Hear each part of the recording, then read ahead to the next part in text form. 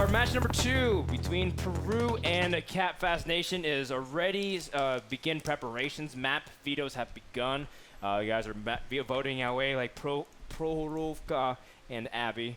We haven't seen Abby yet in the qualifiers. Very telling that maybe if we see it in the actual season. It is. All right, so the map has already started, so let's get into battle number 1 here on Ensk.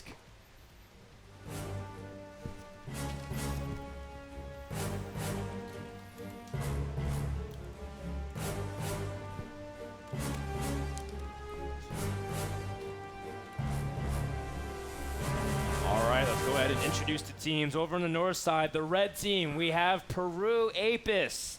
And the blue team in the south, we have Catfast Nation with members formerly from Simp and Red, or not formerly, currently from Simp and Red Sky. Clutch, what's going on with our initial map movements? We already see some action going on the western side. Well, Peru has moved to the western side. They're taking this position at this time, but still their scouts are in the back flanks at this time as well. Not moving too far into the courtyard because they don't want to get picked off immediately. One of the scouts on the side of the red team, Peru, is actually going to move over to this section, try to scout out maybe a little bit of the lumber yard. Now, at the same time for the blue side, which is Catfast Nation, got one scout in this area. He's just going to be chilling this area for a little bit, just hanging back to see if any type of movement may be coming across the tracks or anyone pushing a little bit too far into the enemy territory. So it's a little bit more of a spread out defensive position. This may not be in full favor of Catfast Nation if Peru plays the longer game because of this one big reason. They have map control up to this section, and they're going to continue to push this map control further in if need be, and because of that, that is going to allow them to have better cover in different city blocks, and the blue team, Catfast Nation, will have less cover and less mobility. Well, you know, see Catfast Nation already spreading themselves out thin, not really taking any aggressive posture whatsoever. What do you think about this now that you've heard Clutch's explanation, Gretorp? I don't really know why they're choosing to fall back so much. I guess this might be just a reading move. Of course, this is the first battle of the series. But I feel like they're giving up unnecessary position super early in this game. And when you do that, you're really not only setting a tone, but you're also setting yourself at a disadvantage because normally when this happens, the attacker, even though there is the defender's advantage, the attacker has initiative. And that initiative oftentimes leads to an advantage in terms of HP or just a straight up tank right off the beginning because you are placing your tanks in a much more favorable position in the first engagement.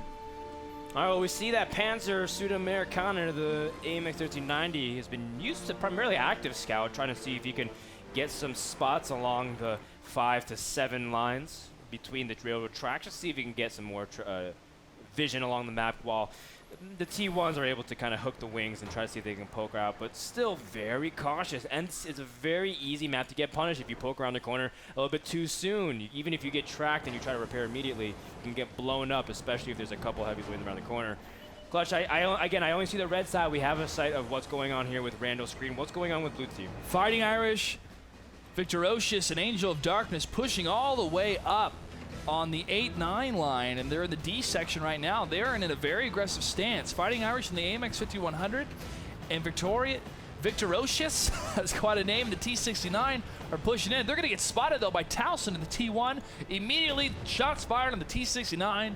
They're going to get the kill, and now they're going to have to hang back. Joining them as well is Bogentuff in the IS-3. And this is quite a bit different from what we saw in the first couple minutes of the game, them playing a little bit passive and straight out in the defensive position. They're going all out, it seems. Yeah, it seems with blue team spotted there, we're going to have to see Peru rearrange slightly, and what are they going to do? They're going to push further down the western block of Gretorp. It makes a lot of sense. Of course, all their tanks are positioned over there. They see one T69 all the way on the western side. And they know they have the potential to, if they are featuring something like Catfast, they can go ahead and cap for themselves, knowing that they have an AMX 1390 that can go ahead, go back and forth. Because it is a light tank, it's very fast, very durable. Well, I shouldn't say durable, but fast. And he could be the one that resets cap while the other team goes to cap themselves. So it looks like they're debating right now what to do. Well, now they're starting to move backwards as Panzer does get the scout on Bogentov. I didn't see the second member from the blue team, but now we have Peru on a full retreat, trying to scramble back into a position where they can defend the flag, while Panzer's still moving down to see maybe if they can initiate countercap and even catch a couple of weak units. Banana has been spotted, but already red base is under attack. The cap has begun. Cap has begun indeed. Victoracious, Fighting Irish, and Yoko Bao on the blue side are in great positions to stop any type of pushes coming from the train tracks at this time. Shots fired against two IS-3s, Lincoln and Chow, and they are not in a good position to move out, but the T-32 and the AMX 5100 from Peru are going to try to stop the capture. Oh, Aramir getting good shots on Fighting Irish. He needs to get away from that battle. Catfast sticking true to their name. Angel of Darkness and Bogentov trying to stack and rack up points accordingly, while Yokobu is trying to hold off Lincoln and Shell from being able to push closer up beyond that D-line. And you can really see Peru, them not taking the preliminary actions in the beginning to destroy all that destructible terrain is really killing them. There's a lot of different buildings, and of course, the flag is still not destroyed over there. Big shots. Bananas does manage to take out Aramir, but not before Victoracious was being able to take out as well. Panzer trying to get a flank. Nice shot from Fighting Irish, showing that with low health, he's still very effective. 20 seconds on the clock for Catfast to finish it off. Still, Peru trying to hold it off. Bogentov taking a lot of damage. Angel of Darkness racking up those points. Clutch is coming down to the wire. It is coming down to the wire. This is great positioning right now on my screen. As I can see, Bogentov is the mother bear protecting Angel of Darkness 45 as Cub right now, shooting continually in that IS-3 down that alleyway as Bananas to the wall host and Yoku try to continue the brawl going on, and that is going to be a capture. Great positioning and teamwork from Catfast Nation. That's right. You know what? The IS-3 played by Bananas was really well done. He's just waiting 30%, 40%. As soon as there's some sort of trigger, I don't know what the number is, but as soon as there's some sort of trigger, he says, okay, they can't cap me anymore. Let's get into the right roll. Let's go ahead and converge and try to flank everybody from behind. He does not need to kill anybody. What he needs to do is divert attention. If he doesn't divert attention, he's shooting everybody in the back, and he's getting a lot of damage done. That's a great screen set up from Catfast all along the 7 line, being able to come around. Bogentov obviously screaming for their T1. The name is slipping my mind, but also really good job from everybody to hold off the push, because Lincoln and Shell were pushing really hard, getting good shots. Fighting Irish almost dropped immediately, and losing your autoloader, your 6 shots to distract would have been absolutely massive. Very clutch plays by Catfast. And you brought up something super important in the beginning stage that we just witnessed, the AMX 1390 in the beginning. What role did it play? Yes, it was trying to go back as soon as they saw, okay, they're going for the cap. My AMX 1390 is going to go and try to recap them. But there was an IS-3 sitting right there. Yeah. And he's saying, come at me, bro. Bananas of course, was just waiting for him. You don't want to have that engagement. An AMX 1390 against an IS-3, if you if you don't pen a single shot, you're in for a world of hurt. You're always going to be penned since AMX 1390s are so flimsy. So what ends up happening is you can see the AMX 1390 is just in limbo. It does not know what to do. And when you have this engagement, normally it's not good to cross the tracks. But you can see all this debris that's in the way as well that's really, really hurting them. Peru, they weren't able to get into the fray to have good shots and take out every single tank, or at least pen the tanks that are capping those points. I do want to say that it wasn't even that Panzer didn't do anything significant, because I'm looking at the damage screen. 1,300 damage, still dealt second highest on his team. Pretty significant, but yeah, I just felt a little bit misplaced positionally on the map. He never was in a good position to maybe get a complete flank surround, maybe even get some good shots. Maybe he could have gotten the finishing shot on Fighting Irish if he was in a good position. So regardless of what happened, a lot of small things end up tilting the fight into the favor of Cap Nation. Clutch, any closing thoughts? But look at that positioning right there. Bogentov protecting Angel of Darkness 45. He actually was angled a bit next to that dirt mound because the shots were coming towards that direction. He changed his angle to have straight on fire because he's in the IS-3. You want to have that straight on engagement, and there his teammates are able to brawl it out and clean up. That's basically. Right. It's great teamwork, great positioning. And, All right, cool. So that wraps up the game summary. Maybe we'll have some stats and analysis after the break. But until then, we're going to get ready for battle number 2 between Peru and Catfast Nation. Catfast, gotta cap fast. We'll find out what happens right after this.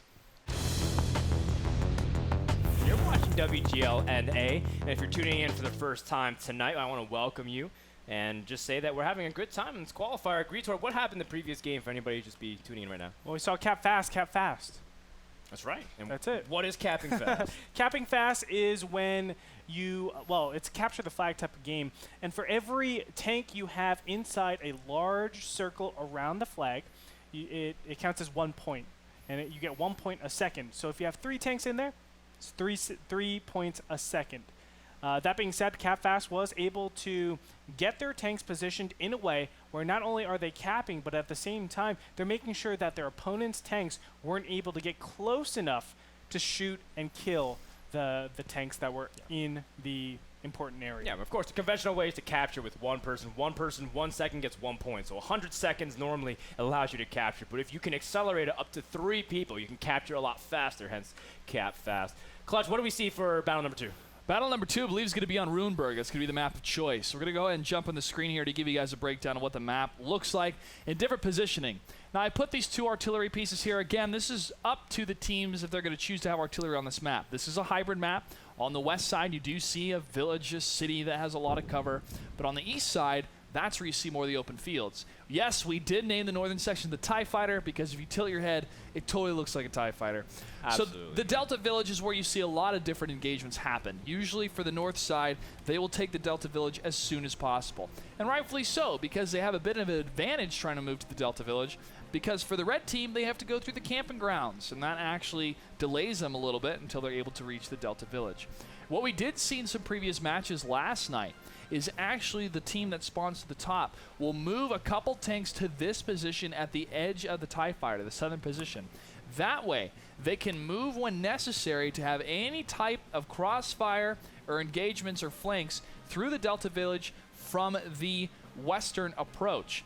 Now, this does leave the entire west side open. We'll usually see some light tanks moving and engaging here at times. However, there can be 1 or 2 heavy tanks that do circle around, maybe going through the south diagonal, coming through this section, and moving through the city side, perhaps being a little bit kind of crazy with different engagements. We do see a lot of the heavy tanks try to battle back and forth. It is, again, anybody's game.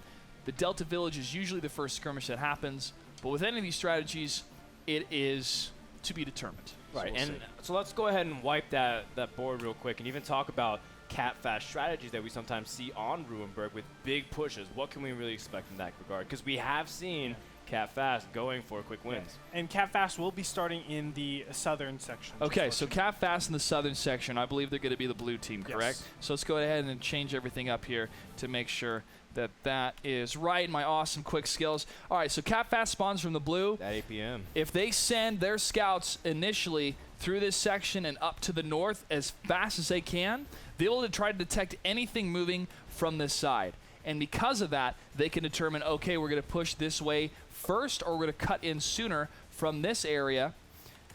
From this area, there we go, is the right color, and then move in on this side. That's if they take that approach. If they take the more open approach, sure, they could be more aggressive, but they're going to be so completely open for any of their teammates, or excuse me, any of their opponents, moving in from the Delta Village, noticing their movement, and just getting any type of fire that is open here. And again, that's going to depend on artillery.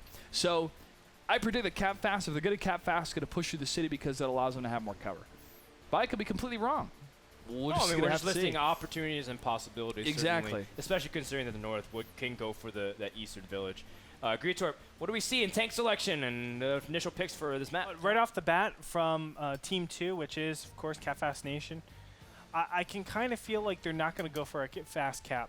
And the reason why I say that is when you feature 3 IS-3s, you want your battles not to be out in the open. And when you go for a fast cap, yes, there's going to be some sort of conversion on that north side, but it is in semi-open areas. So when you build yourself so heavy on your IS-3s, you want them to be positioned in the best possible area. What is that? What? That's going to be the western side. Oh, what? What do we see over here? So Did he choose a Tiger too? Now, Penna Americano was choosing weird tanks, but now I see a Tiger 2. A King Tiger is what he has chosen. A Tier 7 heavy tank. See, now I thought that was only available in the Xbox. Tier 8, excuse me, not Tier 7. No, okay, so the only time I've ever played a Tiger 2 was on the Xbox version, and I was like, man, this is a pretty good tank. It But is I mean, a pretty good it's tank. also, you know, it also has its glaring weaknesses, and it's much better played from distance as opposed to up front. What is going on here, Clutch, with the Tiger 2? I don't even have statistics pulled up because this is not a common tank. It's not a common tank in pro play yet, but that's another great thing about World of Tanks esports is that they can choose tanks that are not pretty much common to But choose. hey, if it works, man. Maybe But it's metagame breaking. It could definitely be. A lot of people complain, why don't people choose German tanks? The biggest reason why to pick a King Tiger or a Tiger 2 is its firepower. It has serious firepower. And that's where the best way to exploit the team is to... German tanks have packs a pretty big punch. They do. But you have to be careful of going up front in a German tank because of how the schematics are. If you get a front hit in the front lower plate, that's not going to be good. Yep, not enough fire extinguishers can keep your Tiger alive from even the worst fires possible. Let's go ahead and get into battle number 2 on Ruinberg between Peru and Catfast Nation.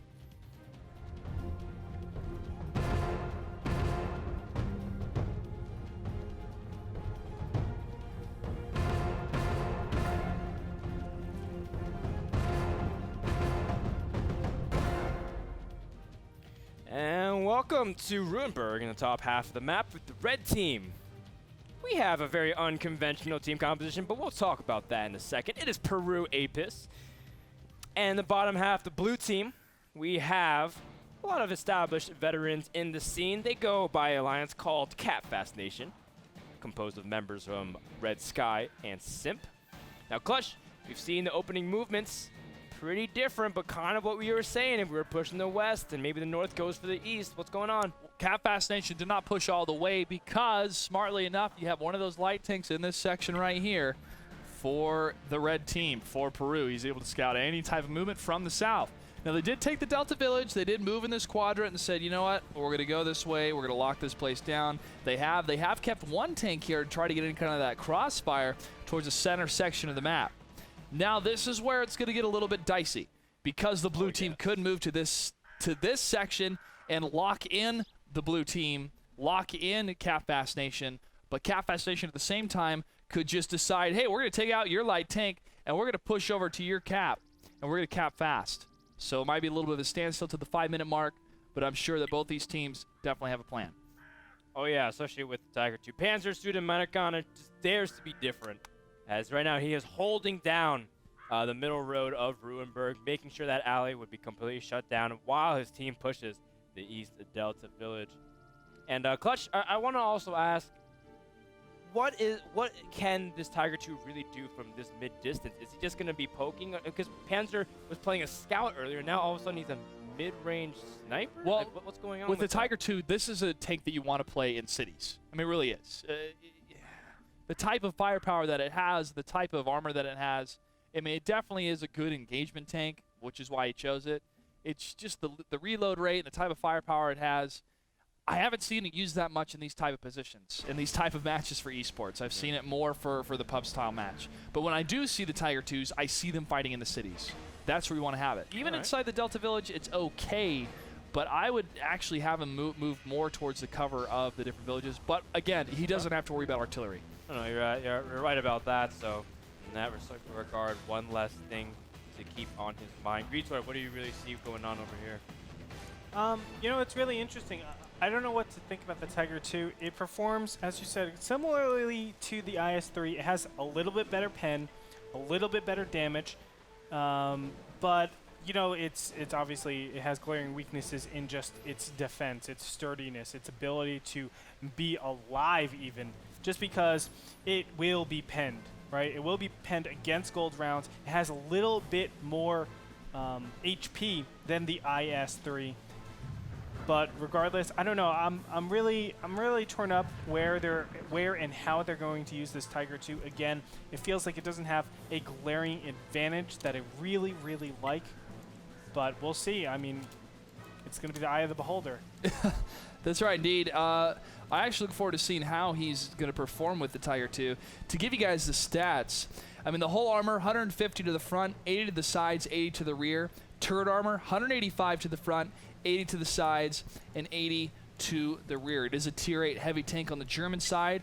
Firepower for the gun, I'm sure he's probably unlocked using the second tier turret. within the game itself. You might have the 10.5 centimeter KWK 46 L88. Now, what does that translate to? Premium rounds, 320 damage and 285 penetration with a rate of fire of 5.26. So that's a pretty good cannon to use in this type of gameplay. Ruukil actually just passed me a note saying 320 just as you said that, Clutch. So you're absolutely right. So that website is verified by Ru. Either that or Ru is writing that website. I trust both sources, Ruukil and... He's like, I don't know. He like shrugged his shoulders and just wrote 320 down. So I was like, I was thinking IS-3 has around 390 average, and it's just like, well, you know, you were talking about the Tiger 2 and how its damage could compare. But yeah, 320 in terms of its average. It's 390 average roll. for the IS-3. But it's really inaccurate. But it has a great view range. It has good frontal armor, and it has a good ability to rotate in place, which you'd think, what does that really matter? Well, if you're in a city map and it's a really, really pinned down area and you can rotate and get to the flank as soon as possible, that's pretty good. But of course, it's very situational. Pretty good gun depression. Penetration's on par with the IS-3 BL9. And the con, though, is kind of a large silhouette. It's kind of a large profile. Well, penetration on the BL is absolutely fantastic, especially if you can get it within good range. All right, so let's go ahead and check in on the blue team now that we've seen a lot of what's going on with the red team, considering that the east Delta village has been pretty well secured, and Panzer is slowly but surely trying to get vision down the line, almost for sure understanding that their opponents are on the western side, but they can't be too completely ignorant to the fact that they could be hiding in the zero bushes. Well, we're going to go ahead and follow Yoko Bao here. Whoa. Looks like he might have scouted some of the light tank positions on the red team here. He's moving up north, getting a little bit crazy here in the T1 Cunningham. Positioning himself behind the bushes as well. Oh no! T69 is able to scout him out and get some first blood. Yeah, Ramir being able to take out a scout from Catfast Nation is pretty big. Not the end of the world, but that's not a good way to start off. But again, Yokobu was really far overextended, up on the one line, all by himself. What does he expect? He was in enemy territory. Now the blue team's going to play a little more cautious, but they are moving into the courtyard section. Moving across here, T69 Victorious. Moving back and forth. Red team now moving from the Delta village. That's a big push. They know they had to give it up. And shots are fired now from Victorious going across this line here. I apologize, by the way. It was the T1 that went down the zero line. But instead, Angel of Darkness able to return the favor and takes out Tank Daniel before he was able to turn around and do anything. So one tier point apiece. Both T1s down, but some important scouting has been measured already. Panzer's going to take a shot, unfortunately, in that Tiger 2. He's just trying to spot people for now, but he sees there's an IS-3 and a T69 right around the corner. Going to take a shot on the IS-3 and hits. Very nicely done on Fighting Irish. But for now, he is pinned right now, but he has a couple of his battle buddies over across the street. AMX 5100, two AMX 5100s being played by Chell and Lincoln. But for now, it's a standstill. Yeah, now Aramir and Sergio are heading back because they did see Angel of Darkness initiating the cap in that T1. Bananas and Fighting Irish has been holding down this F-Road for quite some significant time. So until then, Peru will have to kind of rearrange and shuffle. But meanwhile, I only see what's going on red side. How is Angel of Darkness getting backed up here, Clutch? He's backing away into, shots fired, but a miss right here. Sergio 3214 does see him along with Aramir in the T69s. He's going to move out. He's not going to try to take any fire. He's just going to try to avert their attention from his teammates, and he gets killed. 2 tier points apiece. Now it's the big dogs left in the battle. Bog and Tough taking a massive shot from Sergio. He has to be very cautious because HP is a pretty big commodity now that it's down to, now that all the scouts are down. I really like how Catfast has used their scouts. They used them so far to draw out positions, and the last little type of tactic was really, really clever. They used the T1, capped it, and then of course they had an AMX 5100 lining up shots on that T69.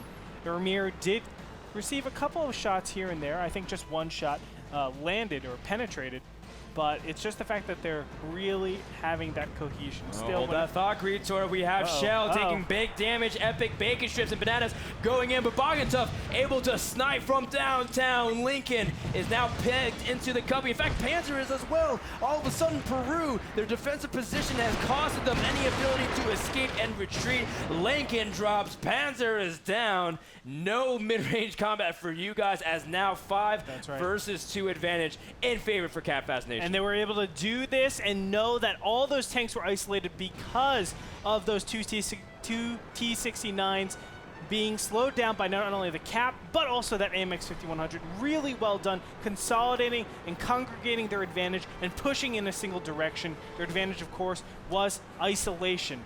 And those 3 tanks just having no retreat path hurts them completely, and now they're down 3 tanks. Really unfortunate, excuse me, 2 tanks, 2 Tier 8 tanks, really unfortunate. Victor Roches, did drop, but he didn't have much HP anyways, and meanwhile, Eramir and Sergio making sure that they are a full clip and watching each other's backs, bad boy style. Clutch, I don't see what's going on with the blue team. Are they moving in towards the flag? Blue team are in parking lot mode right now, Frodan. They are staying right now at the E5 section. And that is going to be the end of the game. We're going to have to count the tier points to determine if it was a victory or if it was a draw. It was a victory. Oh, I did not see the timer. Yeah, I went by fast. It was 2 minutes and then action gone. Yeah, it is a victory coming out for Cat Fast Nation. They are ahead in 8 tier points, exactly 8 tier points. So congratulations to them. Nice job on Cat Fast Nation, taking a 2-0 lead over Peru. And that entire skirmish now completely makes more sense. And of course, do have to kind of get arranged. Yeah, we do apologize. That UI mistake, I was kind of looking at the attention to sector I know. C, attention to sector G7. What happens for some reason, it keeps that every time they put a point on the minimap to their teammates, it comes up since I'm on their team as a observer, and it stays there. So it was obviously 16 we'll get tier that points, fixed, by the but way. 16 tier there's points. 16 tier point difference. So they were up 2 tanks. Victory goes to Cat Fast. As according to 742 rules, Cat Fast Nation does take the battle, which means that they are 1 battle away from advancing to the round of 16. We're going to gather our thoughts here and come back with some analysis when we come back. Don't go anywhere. More World of Tanks continues right after this. Welcome back, everybody, to WGLNA. Let's go ahead and pull up the previous match statistics of what just happened. If we can get that ready. If you're just joining us, once again, it was a match between Peru and Cat Fast Nation where we got to see a draw technically, but in the most, according to our rule set, whoever has more tier points up to a minimum of 8 will have the victory. And so in this case, Cat Fast Nation, they had 4 teammates that were up. Clutch, let's run down some of the damage reports. Well, damage reports on the side of Cat Fast Nation. Fighting Irish with the most damage, and then IS-3, 1,630. The Bananas to the Wall, that's quite a name, get over 1,000 himself. And then Bogatough, and we saw that in that last matchup. That piercing sniper shot from the AMX 5100 from the rear was a great shot. He breaks down to 731. Now on the side of Peru, Panzer in the Tiger 2. This is why he chose a Tiger 2, is because of that firepower. Over 1,500 damage being dealt. 5 for 5. Yeah, 5 for 5 indeed on his tank. That's very, very impressive. Lincoln, 3 for 3 direct hits and penetrations. The T-69, they were 3 for 6 and 3 for 4. So a couple, looks like, did not either penetrate or did not land at all for Sergio. It's really tough, considering that it matters so much on those autoloaders, your accuracy relative to your reload time. And if you can talk about damage per minute, that's very low. On top of the fact that he didn't even hit that much, that very often. And you can't really blame that damage report or you can't even blame these teammates too much according to the damage report, because they did get rushed at one point when time was low. I mean, it comes down to the strategy. Yeah. When you're looking at this, it's very hard to see what actually happened. But what you can say is my tanks, if I'm Peru, my tanks did not have enough time to unload bullets. They didn't have enough time to really do the damage that I want them to. And that could be a number of reasons, but in this one in particular, it was that they didn't position their tanks in a way that let them brawl, right? They were always chasing, and then they get initiated on. And as soon as you get initiated on and you're down in numbers, not going to have a good day. Well, what I brought up to the beginning of the match is I thought, oh no, they're going to take Delta Village. They're going to wait in the city. They're going to fall back. It's going to be a long game. And yeah, it was a long game. It came down to the end of the actual timer going out. But Cap Fast was in control of that entire match. Yeah. They waited for Peru to go down that center line engagement. Once they did, they just unloaded on them. Yeah.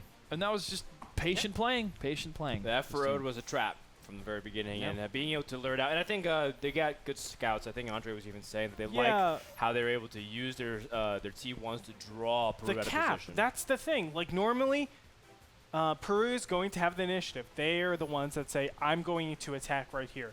But what did we see? We saw tempo control. The cap went off. They were able to isolate two T69s, and then they were able to spring a trap and really crush the isolated tanks. That's something really important that they have to think of. Peru needs to think, well, I can't commit two T69s over here to defend this cap. I maybe have to come back a little bit, withdraw all my troops, and then go for the cap or the cap defense. Okay, so sorry, Andre. First of all, you're reiterating my point, so thank you very much for validating my opinion. Yeah. Second, I do want to address, because something has been brought up. Apparently, according to our rule set, we're going to do the same map again, because the 8-point rule doesn't apply to our Yeah, we're going to qualifiers. have to confirm with our admins about that. So, you know what? Actually, why don't we take a quick break and get that all sorted out, so that way we can have the match set up and get ready to go. If it's battle number 2 or battle number 3, we'll find out right after this break. Don't go anywhere. This is WGLNA. We're very excited for battle number 3. We guys. are. The map has been chosen. It's Prohorovka. And we do want to clarify that the ruling has been set that a 2-0 advantage right now for Team Cap Fast Nation, just because the 8-point rule is in effect. It is. It is indeed. It is. We want everyone, of course, to be on the same page here. We apologize for that delay. But we are on the same page now, so we're going to go into tank selection. And Prokhorivka is a heck of a map, too. Let's go. Let's go into tank selection and start talking about it. Gretorp, let's break down the team compositions. Who do you think has the advantage based off these picks? You know, I feel like the Object 261, it just has so much firepower, and you have to ask, do they have the defensive capabilities to match the potential blitzkrieg or the potential, really fast push? And I would say yes. With that AMX 5100, you do slow down quite a bit. You can't get all that burst because they're going to have not only a reticle that's huge, but that thing can't just go into a position and then just sit there. You need to be moving. You're not good moving. AMX 1390, same thing. You're not going to be moving that well. You have a T69, so you have an autoloader. You have good pen with the WZ-132s. I think they'll be able to stop any blitzes, calm the game down, and let that Object 261 really take control of the match. What do you think, Clutch? I think that Object 261 is a definite powerhouse of control. I mean, look at the damage it can output. 1,700 on the AP rounds with 102 penetration. You lose a little damage with the premium rounds at 1,100, but 360 penetration. If this guy hits, they One have shot, to quit. one kill. One shot, one kill for We'll a lot have to of these. keep that in mind as we get ready for Prohorovka. Keep in mind, guys, it's single elimination, so Peru's got to win. They're down 0-2. Let's find out what happens in battle number 3 on Prohorovka. This is WGLNA qualifier number 2. Let's get into the game.